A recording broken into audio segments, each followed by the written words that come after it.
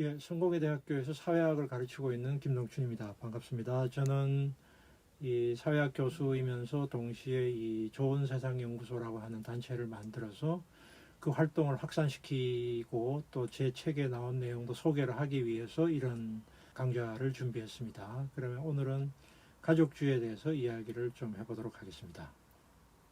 교수님, 질문이 있습니다. 우리 한국에서 가족주의는 한국만의 이게 특수한 현상인가요? 아니면은 뭐 서구나 다른 동아시아에서는 나타나지 않는 현상인가요?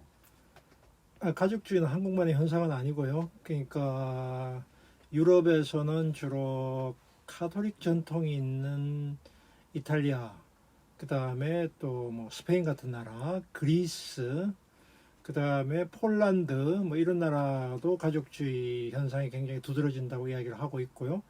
특히 또 미국에서도 농촌 지역에서의 가족주의에 관한 이야기들도 꽤 많이 있어요. 또 이제 미국의 시카고 같은 데서 이주자들의 에서의 가족주의 현상에 대한 그런 조사도 있기 때문에 한국만의 현상이라고는 볼 수는 없지만 한국의 가족주의는 이제 특히 두드러진다. 여러 가지 조사에서 봤을 때 굉장히 강한 가족주의적인 성향을 가지고 있고요. 이 가족주의를 정의를 다른 어떤 사회적 가치보담도 가족에 대한 헌신이나 가족에 대한 충성, 또 가족을 다른 걸 희생시키더라도 가족의 복리나 가족의 이익을 최우선시한다는 그런 의미에서의 가족주의는 역시 서구 개인주의 정통을 가진 나라들보다는 그 아시아, 특히 한국이나 중국에서 굉장히 두드러진 현상이라고 하는 것은 맞을 것 같습니다. 그런 부분들.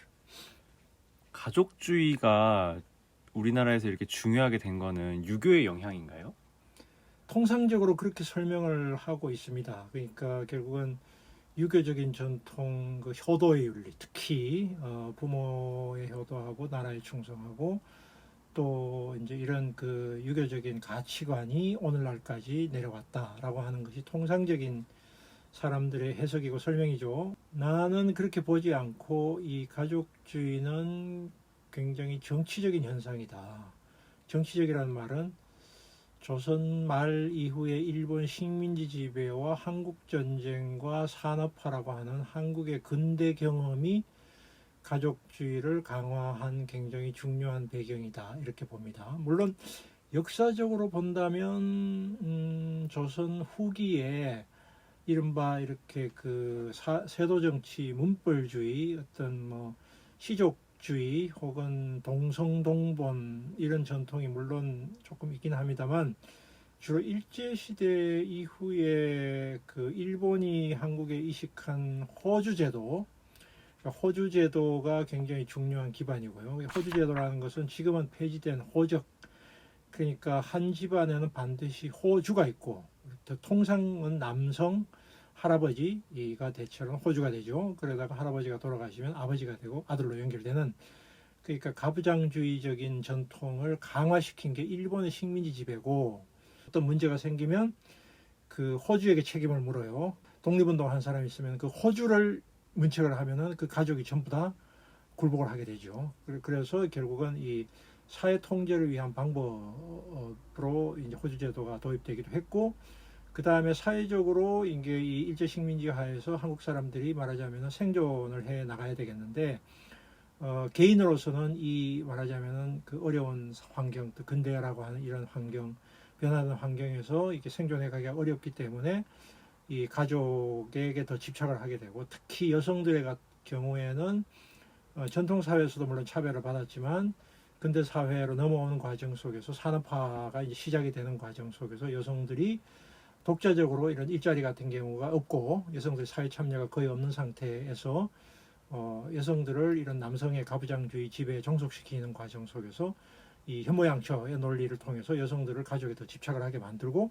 또 여성들도 독자적인 개인으로서 자기가 경제력을 가지지 못한 상태에서는 결국은 남성 가장이나 남성들에게 의존하게 되고 하니까 여성들이 부분적으로는 이제 정근대적인 차별에서는 벗어났지만 가족의 구성원으로서 훨씬 더 자기의 그 자기 실현을 자식들에게 의존하게 되죠. 자식들을 통해서 자기 실현을 하려고 하고 남편을 통해서 자기의 어떤 가족의 자기 행복을 보존하려고 하는 상황 속에서 근대화 속에서 가족주의가 강화된 것으로 볼 수가 있다고 생각합니다. 가족주의가 강화된 것은 유교적인 전통이 없다고는 말할 수 없고 유교적인 전통이 분명히 있지만 이렇게 강화된 것은 한국의 독특한 근대, 즉 식민지, 전쟁, 급속한 근대화, 또 여성들의 어쨌든 자기 실현 이런 과정 속에서 가족주의가 훨씬 더 강화되었다. 그렇게 본다면 나는 가족주의는 전통의 산물이라고만 보기는 어렵고 현대 한국의 자본주의와 근대화와 전쟁과 식민지가 이거를 훨씬 더 강화시키는 직접적인 배경이다. 이렇게 생각을 합니다. 이것은 하나의 그 사회정치적인 과정 속에서 만들어진 것이다. 이렇게 볼 필요가 있다고 생각합니다. 그런데 근대 또는 현대로 오면 올수록 개인주의가 더 강화되기 마련인데 왜 우리나라는 이렇게 가족이 더 강화되는지, 그리고 이 가족주의 담론은 앞으로 나날이 갈수록 더 강화될 것이라고 생각하시는지 그게 궁금합니다. 예, 근대가 이제 개인주의가 강화가 되는 게 맞죠. 우리가 이제 시인 이상의 그 시가 바로 이제 이 개인의 독자성, 부모로부터 자기가 이 종속되어 있지 않는 독자적인 판단의 주체고 행동의 주체다라고 하는 게 근대 개인주의인데, 개인은 이 개인주의가 발전하려면은 개인의 경제적 독립이 전제가 됩니다. 그 경제적 독립과 이런 것이 전제가 되지 않으면 개인주의가 성숙할 수가 없게 되어 있는데, 한국의 근대나 산업화 과정은 분명히 개인주의 형성 과정인 것은 맞아요. 맞는데 개인주의가 성성되면서도 이 개인주의로 가기보다는 여전히 가족에게 의존한 개인주의, 즉 가족주의와 개인주의가 공존하는 현상이 지속이 된다. 왜냐하면은 바로 이게 이제 우리 사회에서의 낮은 복지 수준하고 관계가 있습니다. 자식이 독립하지 못하는 가장 중요한 이유는 경제적 독립의 문제이고, 그리고 그래서 우리는 아직도 여러 가지 복지제도에서 30세 이전까지는 독립된 청년들이 있어도 부모로부터 완전히 독립된 존재를 보지 않는데, 그것은 약간의 전통적인 이런 그 부모 자식 간의 관계, 부모에 의존하는 측면도 있지만 동시에 경제적 독립이 굉장히 어려운, 그러니까 사회적인 복지나 사회적 안전장치가 굉장히 취약하기 때문에 자식들도 부모로부터 독립하고 싶어도 부모에게 계속 의존할 수밖에 없는 시스템이 있는 거죠. 그러니까 말로는 개인주의라고 이야기를 하더라도 완전한 자기 자신이 완결된 개인으로서 독자적으로 판단하고 행동하는 개인으로서는 길러지지 않는 겁니다.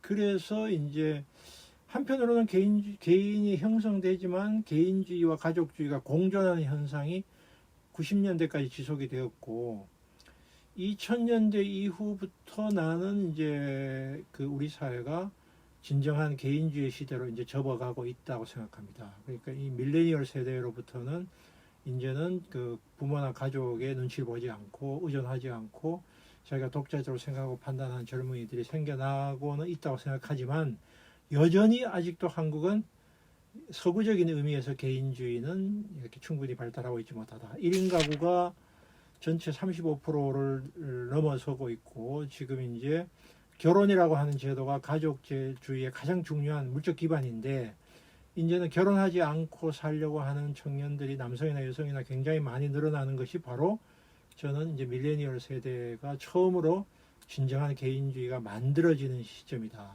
즉 가족을 통해서 자기 실현을 하지 않고 자기 개인으로도 이제는 독자적으로 살겠다라고 하는 그런 식의 그 결혼을 반드시 필수로 보지 않는 사람이 생겨나게 된 현상이 그전 세대하고는 분명히 다른 개인주의의 어쨌든 그 형성될 수 있는 시점이 지금이다라고 생각해요. 그렇지만 과연 앞으로 그러면 이런 식의 개인주의가 서구적 개인주의로 갈 것이냐라고 하는 문제에서는 여전히 회의적인데, 왜냐하면은 결혼을 안 하겠다고 선언하고 비혼을 선언하고 사는 걸 수는 있지만 이 결혼을 하지 않는 존재를 한국 사회에서는 여전히 불완전한 존재로 본다는 거예요. 그러니까 이 사람은 좀 이상하구나, 아니 이 사람 뭐가 문제가 있나, 뭐 이런 식의 그 사회적인 시선이라고 하는 것이 기성세대뿐만 아니라 젊은 세대들도 아직은 그게 완전히 사라졌다고 하면 보기 어려워요. 그렇게 해서 앞으로 개인주의가 지금보다는 물론 더 확대가 될 거라고 생각해요. 그렇긴 하지만 서구적인 의미에서의 독자적 개인을 주장과 목소리를 당당하게 내는 것은 조금 더 시간이 필요하거나 아니면 아마도 어렵지 않을까 이런 생각을 하게 됩니다. 회사나 학교 같이 어떤 단체에서 대표가 축사를 할 때 사랑하는 가족 여러분이라는 말을 많이 하는데 왜 우리나라에서는 이렇게 가족이라는 개념이 중요하게 된 걸까요? 사실은 혈연적으로도 아무 관계가 없고 공동 운명체도 아니고 이런 사람들이 가족을 강조했을 때는 우리가 같이 공동체로 이루어서 한 몸이 되어서 움직입시다라고 하는 식의 일종의 조직의 통합을 위한 이데올로기인 측면과 사실상 이해관계가 다름에도 불구하고 우리는 한 몸입니다라고 하면서 그 사람들을 개인을 앞세우지 말고 조직에게 충성하세요 라고 하는 의미의 약간 보수적인 그러니까 체제 유지의 논리로서 가족이 동원되기도 하지요.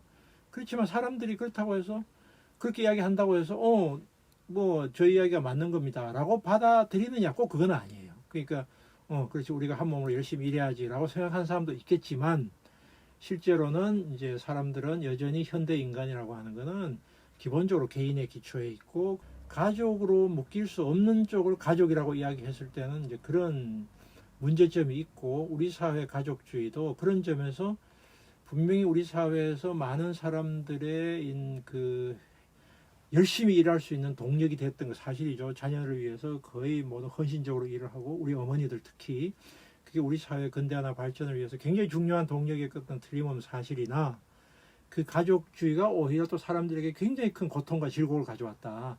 어떤 개인적인 독자성을 갖지 못하고 어떤 부모에 의해서 자기가 어떤 하고 싶은 거를 양보를 하거나 줄이거나 혹은 또 가족을 위해서 과도한 헌신을 해야 되거나 희생을 해야 되는 것도 있었고 또 사회를 무시하고 오로지 우리 가족밖에 없다라고 하는 식으로 해가지고 반사회적인 행동 또 사회적인 기여보다는 가족에게 거의 헌신을 하는 이런 측면도 그 부정적인 측면으로 같이 있다고 생각합니다. 예, 그래서 뭐 가족주의에 대해서 간단하게 몇 가지 이야기를 했는데요. 더 궁금한 사람들은 제가 쓴 책 가족주의라는 거 한번 읽어보시고요. 그 다음에 앞으로 이제 이 가족주의와 또 연결되는 우리 사회 문제나 우리 사회 현실에 대해서는 또 다음 강좌에 더 이야기를 하도록 하겠습니다. 들어주셔서 고맙습니다. 여러분들 구독, 좋아요 눌러주시기 바랍니다.